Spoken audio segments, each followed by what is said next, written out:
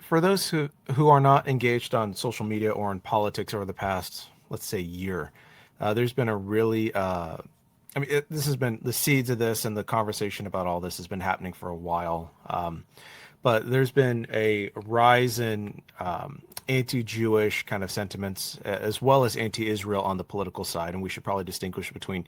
anti-Semitism of the Jewish people and anti-Israel policy. Those are not necessarily the same things. You can be very pro-Israel policy and very anti-Jew, or very pro-Jew and very anti-Jewish policy, with all the stuff going on in Gaza, the stuff going on with Iran, the stuff going on here in the States. And so there's a ton of different facets to this kind of conversation.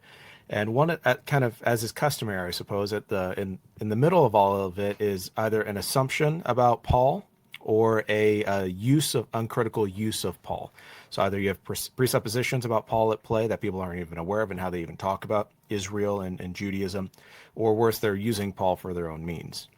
I'm not going to name names because I don't want people, going and Googling them, but there's certain prominent so-called pastors and theologians are talking about it. And so it seems like, given the ethics of what the church is called to be, how we're supposed to be the body of Christ, how we're supposed to be a place of welcome, of freedom, in my tradition of baptism and faith and those sorts of things, it seems like, just given the way culture and right-wing extremism, and even I would argue left-wing extremism is going, it seems like we should at least begin to reflect better on what Paul actually says about Judaism and how he views Judaism,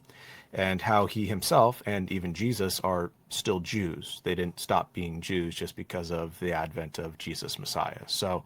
that's kind of what's at stake, kind of the